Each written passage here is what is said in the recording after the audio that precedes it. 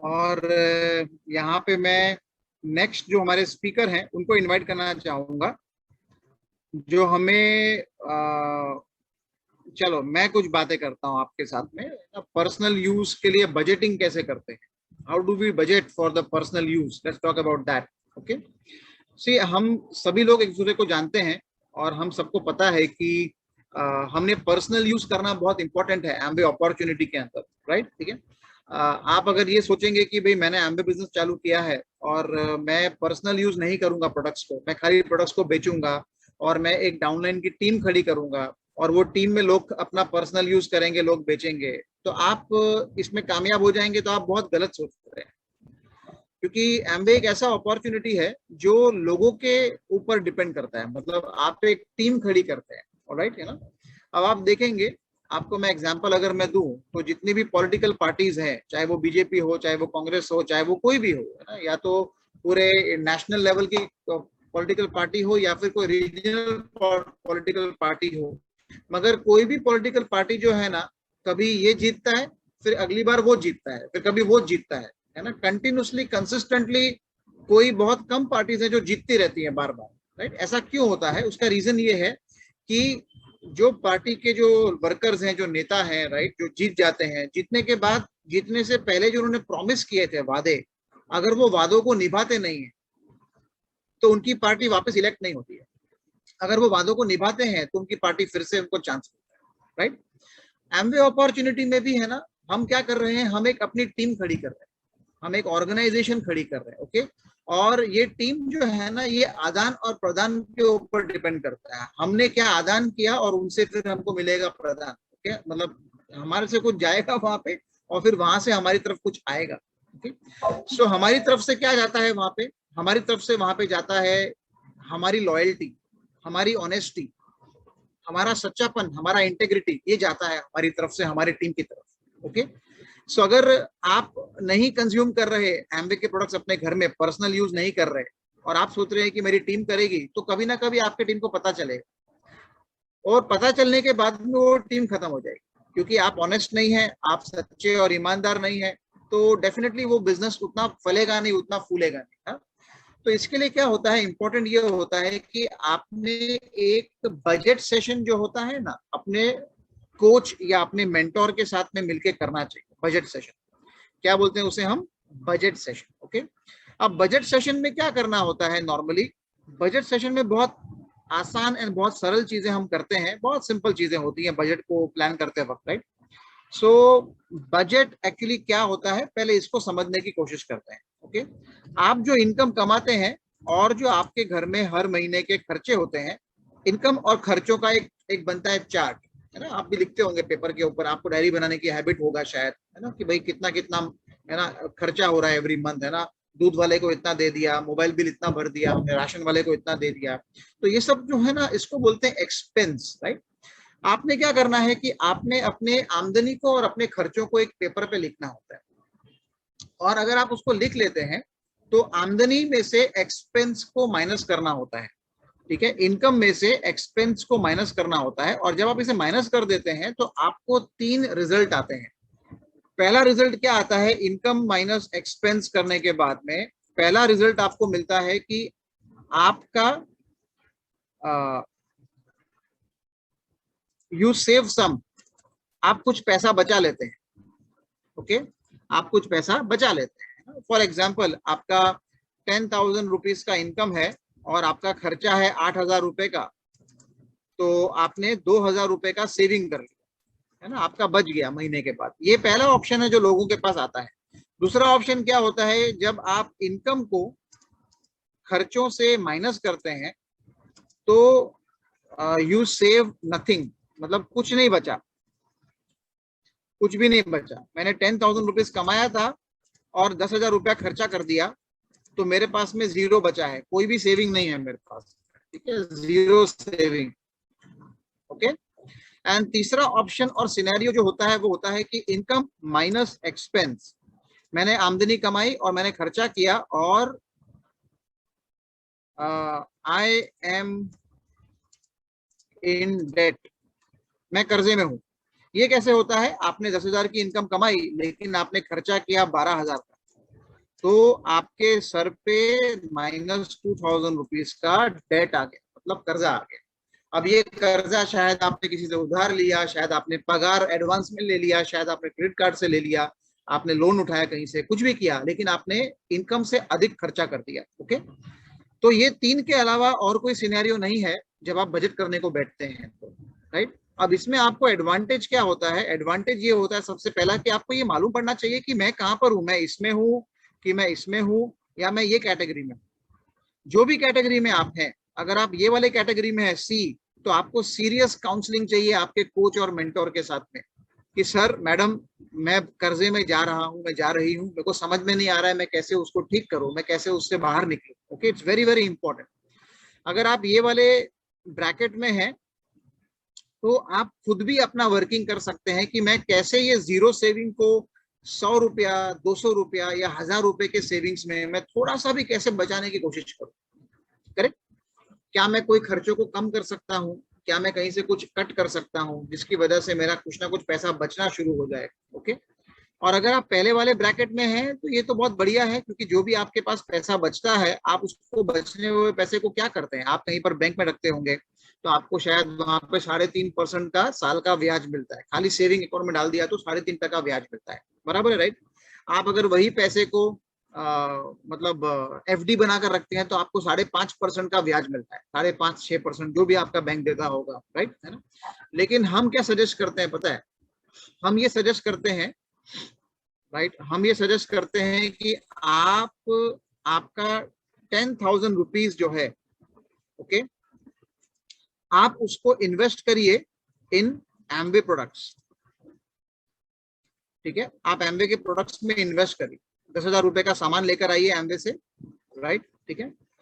और 10,000 रुपए का जो सामान है अगर आप उसको लेकर आते हैं एमवे से, राइट, और आप एक पूरा महीना उसको बेचने की ट्राई करते हैं, आप उसको सेल कर देते हैं 10,000 रुपीज के प्रोडक्ट को अगर आप सेल करने में कामयाब हो जाते हैं तो सबसे पहला आपको रिटेल मार्जिन का प्रॉफिट मिलता है। ओके, अप्रोक्सीमेटली 400 रुपए के आसपास का, आपको उससे अधिक भी मिल सकता है, 1000 रुपए भी हो सकता है, बट 10% वाले प्रोडक्ट आपने लिए, मैंने एवरेज पकड़ लिया, अप्रोक्सीमेटली 400 रुपए का आपको मिल जाता है। आपको ट्रेड डिस्काउंट आता है, राइट। ट्रेड डिस्काउंट जो है वो 6.8% होता है, मतलब आपके पीवी का। तो इसके ऊपर आपको 10,000 रुपीज का प्रोडक्ट है, अगर आपने 95 पीवी का सामान होगा, 95 पीवी 100 पीवी के ऊपर 800 रुपया मिलता है, तो इसके ऊपर आपको लगभग 725 रुपए के आसपास मिल गया। ओके, 725 रुपीज के आसपास आपको ट्रेड डिस्काउंट मिल गया अगर आप यहाँ पे करते हैं। अगर आपने यही 10,000 का सामान आपके कस्टमर के नंबर पे, पीसी के नंबर पे उठाया है तो आपको वहां से CSI भी मिलेगा, कस्टमर सेल्स इंसेंटिव भी आपको मिलेगा, जो अप्रोक्सीमेटली कुछ अमाउंट का होता है, 10% होता है, राइट। सो यहाँ पर आपको से लगभग अराउंड 800 रुपए के आसपास का आपको अप्रोक्सीमेटली CSI बन जाएगा 10%। Okay, this will be less little bit, ठीक है, ये कुछ 525 रुपए के आसपास का पड़ेगा। ओके, अप्रोक्सीमेटली पकड़ रहा हूँ सब में फिगर्स, देयर इज नो मतलब फिक्स है, उसके लिए आपको कैलकुलेशन बैठ के समझना पड़ेगा अच्छे से, बट मैं एक रफली आपको आइडिया बता रहा हूँ। मेरा कॉन्सेप्ट आज यहाँ पर कैलकुलेशन समझाना नहीं है, मेरा कॉन्सेप्ट आपको ये बताना कि वही 10,000 रुपीज जो है उसके ऊपर आपने प्रॉफिट कितना कमाया। ओके, 1200 और 500 कितना होता है? 1700, तो आपने 1725 रुपया कमाया। कैन यू इमेजिन, यही 10,000 रुपीज का सामान अगर आपने सेल किया तो आपको 11,725 रुपए वापस मिले। उसको 1725 को साइड पे रखा आपने, और आपने 10,000 रुपीज को रोलिंग करके फिर से अगले महीने 100 पीवी का सामान या 10,000 का सामान आप लेकर आए, आपने उसको पूरा सेल कर दिया तो आपने 1725 रुपया फिर से प्रॉफिट कमाया।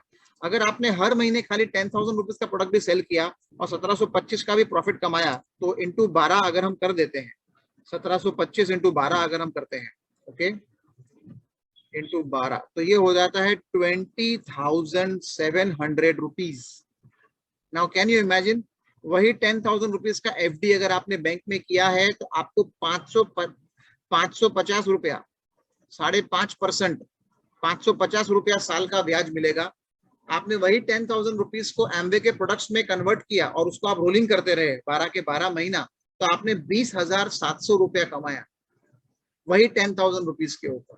कितना परसेंट हो गया ये, सोचकर देखिए आप, साल का ब्याज अगर हम ऐसे काउंट करें, राइट। सो ये सबसे बेस्ट इन्वेस्टमेंट है मेरे हिसाब से। आपको खाली बस सीखना होगा कि मैं कैसे कस्टमर्स डेवलप कर सकता हूँ। बट इंपॉर्टेंट ये है कि अगर आप ये करना सीख लेते हैं, उसके वो तब होगा, ये सब तब आप कर पाएंगे जब आप पर्सनल यूज करेंगे। और पर्सनल यूज करने के लिए पहले खुद का बजट जो है उसको डिजाइन करना इंपॉर्टेंट होता है। क्यों? पहले ये तो मालूम पड़े कि आपके पास पैसे कितने हैं जो आप खुद के लिए प्रोडक्ट्स खरीद सकते हैं अपने घर के लिए, है ना। आइडियली हम बोलते हैं कि 5,000 रुपए का सामान आप 5 तारीख से पहले खरीद लीजिए। वो 5,000 का सामान आप पर्सनल यूज करिए एवरी सिंगल मंथ। और आप जब पर्सनल यूज करेंगे 5,000 का सामान, तो आप 25,000 का सामान बेच पाएंगे और आप 300 पीवी तक पहुंचेंगे पर्सनल। बट ये सब धीरे धीरे होगा, लेकिन ये सब शुरू होता है right from your personal purchase. Okay, so एक बार हमें ये मालूम पड़ गया कि आपके पास में कितना सरप्लस मनी बचता है आपके ओरिजिनल इनकम और माइनस एक्सपेंस करने के बाद, तो वो पैसे को हम कैसे कन्वर्ट कर सकते हैं इनटू मेकिंग मनी, उसकी प्लानिंग आपको अपने कोच और मेंटोर के साथ में बैठ के करनी होती है। It's a very important subject जिसके ऊपर आपको सीरियसली एक लुक देना होता है, राइट। मेंटोर कभी आपको नहीं बोलेंगे कि आपको काउंसलिंग करना चाहिए बजट के लिए। ये आपका फैसला होता है, ये आपका निर्णय होता है कि आप कितना ट्रस्ट और भरोसा करते हैं मेंटोर के ऊपर, और आप ये विषय को अपने मेंटोर और कोच के सामने लेकर आते हैं या नहीं लेकर आते हैं, ये आपका चॉइस है। आप नहीं भी लेकर आएंगे तो कोई गिल्टी फील करने की जरूरत नहीं है, आप लेकर आएंगे तो आपको फायदा है, बिकॉज नथिंग एल्स।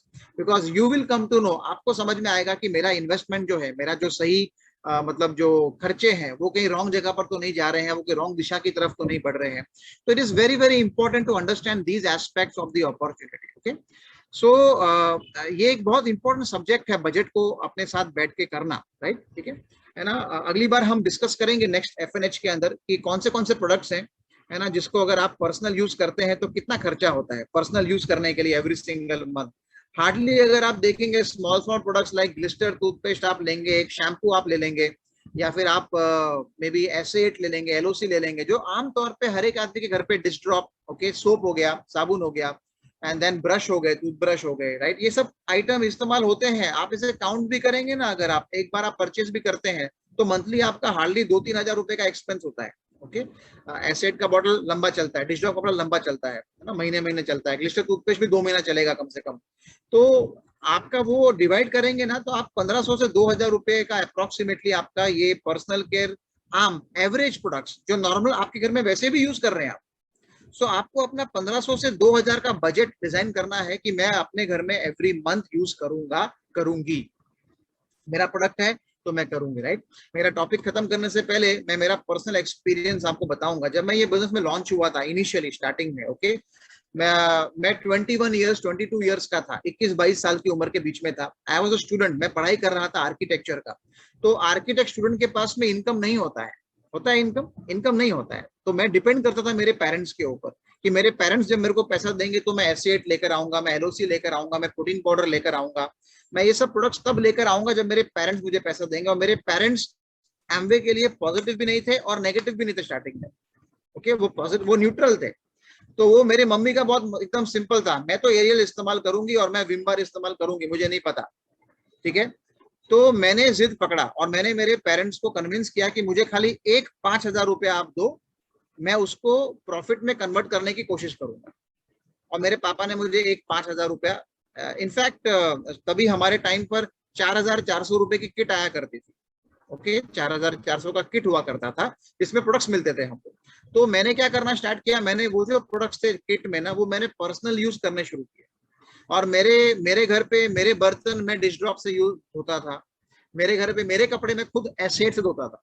ठीक है, मेरे वॉशिंग मशीन के अंदर नहीं जाएगा, एरियल से नहीं धुलेगा, बिकॉज मुझे लॉयल बनना था मेरे प्रोडक्ट्स के लिए। तो मेरे घर पे बाथरूम में कोलगेट भी था और ग्लिस्टर भी था।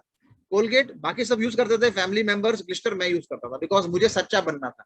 मेरी सच्चाई और मेरा ईमानदारी को देखते हुए मेरे माता पिता और मेरा छोटा भाई धीरे धीरे धीरे धीरे वो एम्वे प्रोडक्ट्स के ऊपर आना शुरू हो गया। यार ये चेंज नहीं हो रहा, अंकुर बदल नहीं रहा, अगर अंकुर नहीं बदल रहा है तो फिर हम बदल जाते हैं, ऐसा होता है। ये आपके साथ भी होगा। आपको लॉयल रहना पड़ेगा आपके घर पे, फाइट नहीं करना, झगड़ा नहीं करना। हमको नहीं चाहिए कि एमवे की वजह से आपके घर पे झगड़ा हो गया, घूम भाम, है ना, राइट, ठीक है ना, एक साबुन फेंक रहे एक दूसरे के ऊपर, ये मेरा एमवे का साबुन तेरे ऊपर, वो बोलेगा मेरा लक्ष्य तेरे ऊपर। हमको ऐसा कोई फाइटिंग नहीं चाहिए, राइट। बट हमें क्या चाहिए, हमें एक लॉयल्टी चाहिए, एक ईमानदारी चाहिए हमें। है ना, जो हमें सबसे पहले हमारी तरफ से शुरू होना चाहिए। अगर आप हस्बैंड वाइफ हैं और आप अगर ज्यादा एक्साइटेड हैं ये बिजनेस के लिए, तो पहले आपको लॉयल बनना है अपने प्रोडक्ट्स के लिए।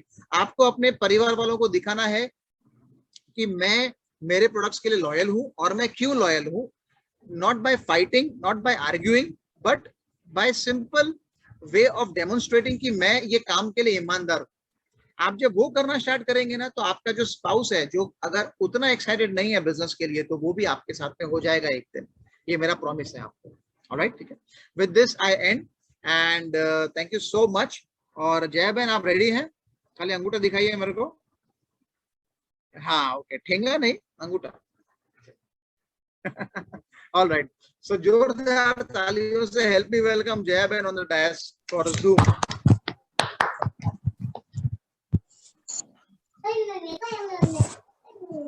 Good morning everyone. चलिए आगे बढ़ते हैं हम लोग। और नेक्स्ट यहाँ पे मैं इनवाइट करूंगा पर्सनल केयर जो रेंज है, उसमें जो हाइजीन के प्रोडक्ट्स हैं उनको समझाने के लिए हेल्प मी वेलकम एक बेहतरीन लीडर को ऑन द डायस। जोरदार तालियों के साथ में mister Umesh Yadav, please. Thank you so much sir, thank you so much. Good evening everyone. मेरा नाम उमेश यादव है। क्वालिफिकेशन से मैं एक फार्मासिस्ट हूँ, एक हॉस्पिटल फार्मेसी को रन करता हूँ और साथ ही साथ इस बिजनेस को भी पूरी फैमिली के साथ बिल्ड करता हूँ। मेरे मेंटर एंड कोच हैं डॉक्टर मनीष एंड रेनू जी। और जैसा अंकुर सर ने बताया कि आज मैं पर्सनल केयर हाइजीन प्रोडक्ट्स पे बात करने वाला हूँ। तो पर्सनल केयर में अगर हमारे पास देखें कौन कौन सा ब्रांड है, अगर हम ब्रांड की बात करें पर्सनल केयर में कौन कौन सा ब्रांड है, पहले वो देखते हैं हम। एनी गेस कि कितने ब्रांड है हमारे पर्सनल केयर में? आप चैट बॉक्स में लिख सकते हैं जो भी नंबर्स आपको पता हो पर्सनल केयर में कौन कौन से ब्रांड है।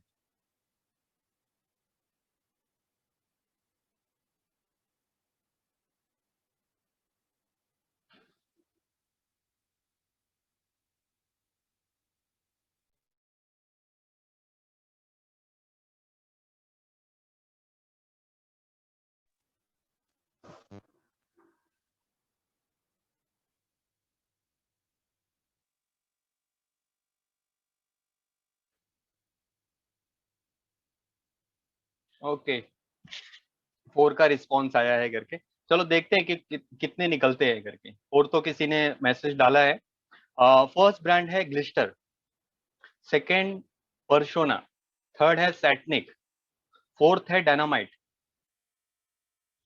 फिफ्थ है जीएनएच एंड सिक्स है एटीट्यूड डिओस।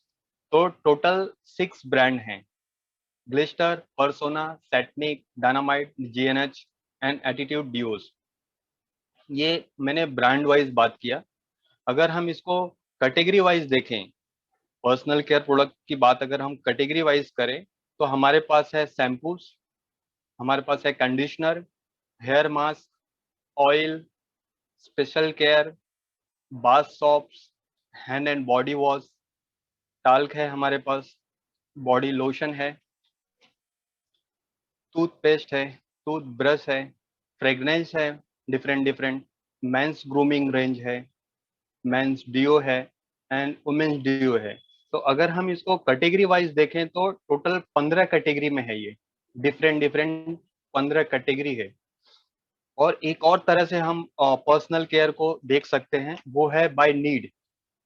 नीड के हिसाब से अगर हम देखें पर्सनल केयर को, तो हमारे पास है ओरल केयर, हमारे पास है men's grooming, daily hair care, damage and colour hair care, हमारे पास है anti dandruff, hair fall, scalp care है, deos and talc and cleansing and moisturising.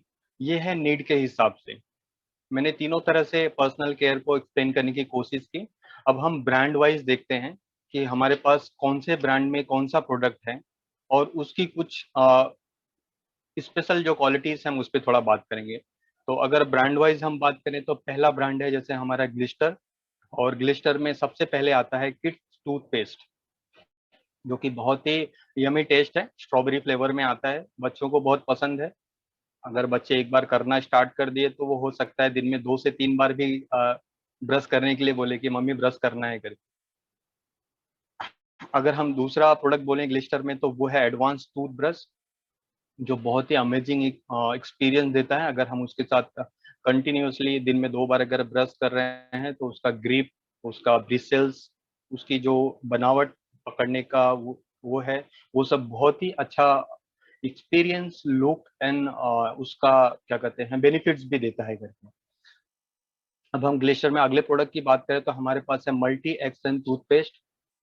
और सेकेंड जो कुछ दिन पहले लॉन्च हुआ है या काफी 2 साल 3 साल पहले लॉन्च हुआ है, जो बोल सकते हैं हर्बल।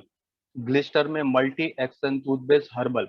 और हर्बल की अगर मैं कितनी भी बात करूं वो कम है करके, क्योंकि उसमें इतने इंग्रेडिएंट हैं और उसके इतने बेनिफिट्स हैं। उसके टेस्टिमनी भी है, मैं लास्ट में शेयर करूंगा उसका टेस्टिमनी जब मेरा टॉपिक खत्म होगा तभी। तो उसका बहुत अमेजिंग इफेक्ट है। एक बार अगर कोई करता है तो उसको फील होता है कि हाँ मैंने ब्रश किया है या मैंने मॉर्निंग में कुछ रिफ्रेश बॉडी को दिया है करके। अगर हम अगले अगले ब्रांड पे चलते हैं, सेकंड ब्रांड है हमारा परसोना। इसमें आता है क्रीम मॉइस्चराइजिंग सॉप्स परसोना का। परसोना का ग्लिसरीन एलोवेरा बाथिंग बार भी है। परसोना का ब्यूटी क्रीम बाथिंग बार है जो लिमिटेड एडिशन शॉप है। और उसका बहुत ही अमेजिंग फील होता है अगर जब हम नहाते हैं।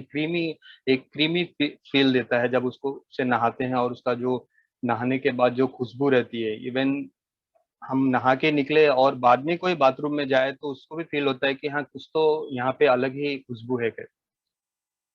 परसोना टाल्क है हमारे पास जो बहुत ही सूथिंग और प्लेजेंट स्मेल देता है और अच्छा एक्सपीरियंस भी देता है।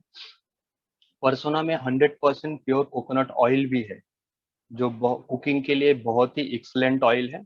और इस लॉकडाउन में हमने एक बहुत अच्छा काम किया है। हम पहले राई का तेल यूज करते थे। यूपी में मोस्टली लोग राई का तेल ज्यादा यूज करते हैं, तो लॉकडाउन में हम राई टू कोकोनट शिफ्ट हुए हैं। ये क्योंकि लॉकडाउन में हम खुद खाना बना रहे थे तो हमने सोचा कि चलो कोकोनट में बना के देखते हैं, और बहुत ही अमेजिंग इफेक्ट रहा। और आज भी वो कंटिन्यू है कोकोनट ऑयल का। हमारे पास परसोना हेयर ऑयल भी है जो हेयर हेयर मसाज के लिए बहुत अच्छा है। हमारे पास क्लासिक टूथब्रश है परसोना में। परसोना में 2 प्रोडक्ट हैं जो इस समय बहुत ही हॉट सेलिंग है बोल सकते हैं। एक है परसोना का हैंड सैनिटाइजर और दूसरा है परसोना का हैंड वॉश, जो दोनों ही इस कोविड के सिचुएशन में बहुत ही जबरदस्त प्रोडक्ट हैं। सेलिंग वाइज बोल दीजिए या पर्सनल हाइजीन मेंटेन करने के लिए बोल सकते हैं।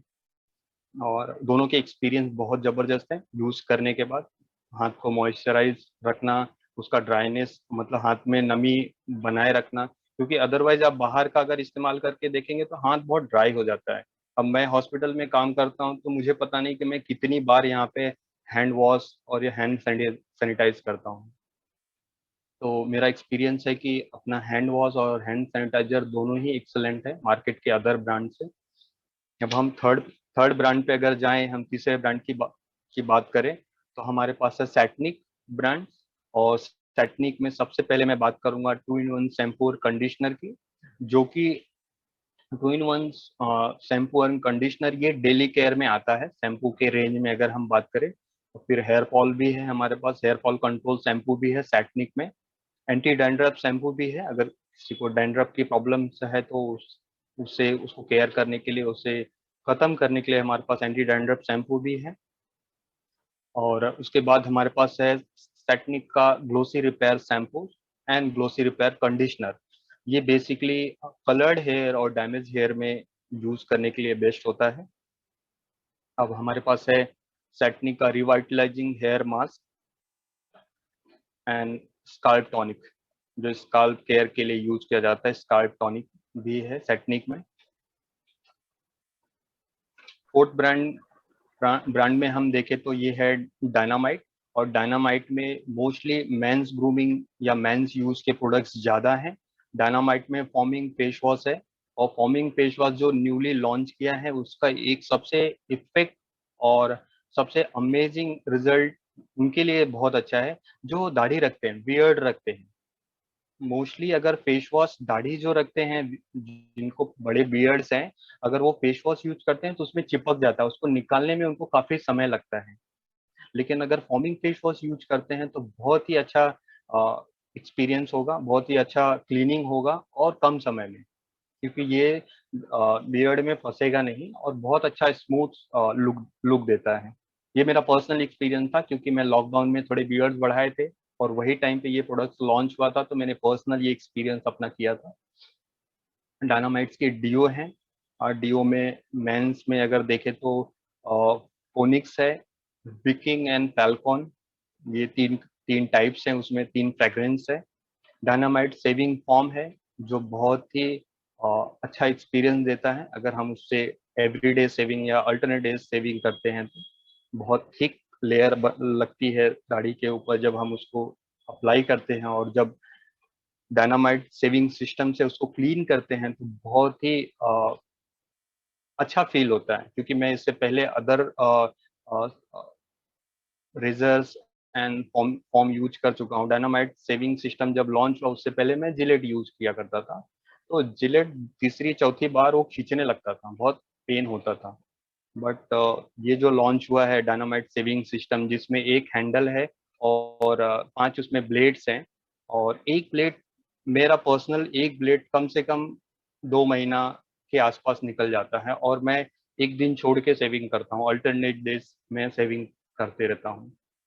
तो ये एक ब्लेड का खासियत है कि कम से कम 2 महीना जा रहा है, तो 5 ब्लेड कितने हो गए, 5 दूनी 10, लगभग ऑलमोस्ट 1 ईयर। डायनामाइट का उसमें रिफिल कार्ट्रिज भी है, अगर वो 5 ब्लेड खत्म हो जाता है तो हम अलग से कार्ट्रिज ले सकते हैं, 4 कार्ट्रिज का एक पैक रहता है करके। डायनामाइट में 3-in-1 शावर जेल है। ये एमवे का ही देन है कि ये कुछ ना कुछ इनोवेटिव लाते रहते हैं।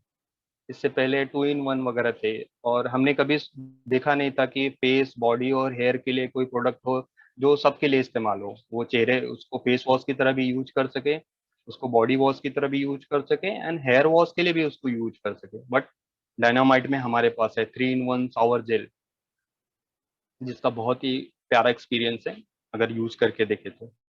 डायनामाइट हेयर क्रीम भी है, जो बहुत ही स्मूथ एंड थोड़ा स्मेल भी अच्छा आता है अगर हम बाल में लगाते हैं।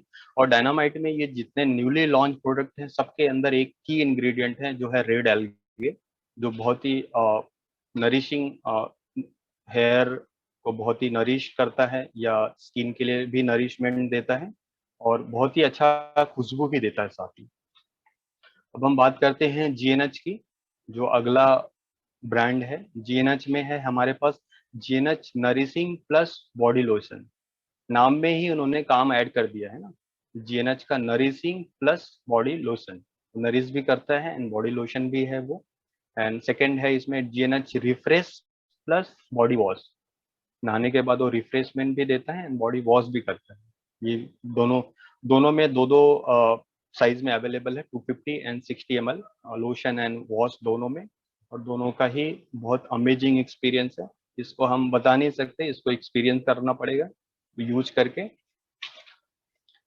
अब आता है last but not the least, Attitude deos, जिसमें है एटीट्यूड विमेन डिओ, और इसमें 3 है, ब्लिस, ग्लोरी, डिवाइन, जो 250 ml के पैक में आता है। और इसकी खासियत है कि बहुत लॉन्ग लास्टिंग रहता है, और अगर किसी ने इसको स्प्रे किया है और वो जब रूम में इंटर करते हैं तो आदमी को रिकॉग्नाइज होता है कि हाँ एक अच्छी खुशबू आ रही है, और पता चल जाता है कि किसी ने कुछ स्प्रे किया है, कोई कुछ तो लगाया है करके। ये मेरा पर्सनल एक्सपीरियंस है, मैंने जिनको भी दिया है वो इस तरह का टेस्टिमनी देते हैं कि ये बहुत अच्छा है, ऐसा है वैसा है, जो जो मैंने अभी बताया। और जैसे मैंने बताया, मैं टेस्टिमनी 1-2 प्रोडक्ट्स का दूंगा, जिसमें से ग्लिशर हर्बल का है। ग्लिशर हर्बल एक ऐसा प्रोडक्ट है, अगर कैविटी वगैरह हो गया है और बार बार पेन हो रहा है, अगर आप बार बार पेन किलर ले रहे हैं या कोई एंटीबायोटिक्स ले रहे हैं, तो अगर आप रेगुलर हर्बल ग्लिस्टर यूज कर रहे हैं ना, तो आपको ना पेन किलर लेने की जरूरत पड़ेगी और ना कोई एंटीबायोटिक्स लेने की जरूरत पड़ेगी, अगर आप दिन में 2 बार रेगुलर यूज कर रहे हैं। मेरा 4.5 साल का बाबू है, वो लॉकडाउन के पीरियड में गांव में रहा, वहाँ उसकी कैविटी थोड़ी ज़्यादा हो गई, गांव में खाने पीने की वजह से, चॉकलेट्स वगैरह की वजह से कैविटी बढ़ गई। तो एवरी डे वो दिन में 2 बार वहाँ पे पेन किलर लेता था, आइबोजेसिक प्लस करके एक सिरप है, पेन किलर सिरप है, वो दिन में वहाँ पे 2 बार लेता था। और जब से मुंबई आया है तब से हमने उसको एक बार भी पेन किलर नहीं दिया है। हम सिर्फ जिसको 2 बार ग्लिस्टर कराते हैं।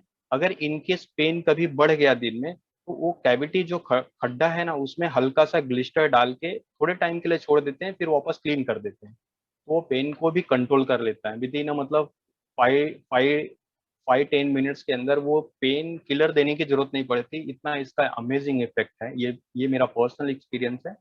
और दूसरा जीएनएच का मैं बताऊं, तो मैं जहाँ फार्मेसी में बैठता हूँ, वहाँ जहाँ मैं पाँव रखता हूँ वहाँ पे सीपीयू रखा हुआ है, कंप्यूटर का सीपीयू।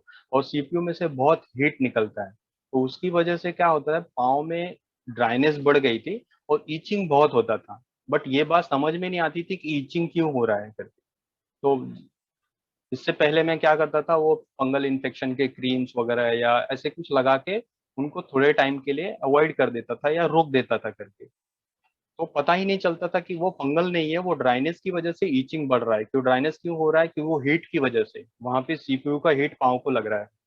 बट जब से जीएनएच लोशन लगाना शुरू किया, कोई क्रीम की जरूरत नहीं, कोई ईचिंग नहीं किसी भी तरह, क्योंकि वो मॉइस्चर इतना मेंटेन रखता है पूरे दिन कि वो ड्राई होने ही नहीं देता। ये मेरा पर्सनल एक्सपीरियंस है, और इसको मेडिकल पर्पज से भी मैं बता सकता हूँ। मेडिकेटेड यूज भी दोनों तरह का है।